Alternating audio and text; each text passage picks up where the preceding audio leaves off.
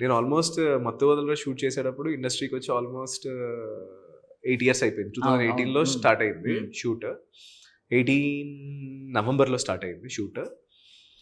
So నేను ఆ film ఎలా చేశాను అంటే లాస్ట్ వరకు కూడా నేను చేస్తానో లేదో కూడా తెలియదు ఆ క్యారెక్టర్. ఒకవేళ ఎందుకంటే రితేష్ మేము అంతా ఫ్రెండ్స్ అనమాట. 2011 నుంచి మేము షార్ట్ ఫిల్మ్స్ చేసుకుంటూ వచ్చాం. రితేష్ 2018 3 months ముందు నాకు షూట్ నువ్వు ఉన్నావు అని చెప్పి రితేష్ అప్పుడు కన్వే చేశాడు.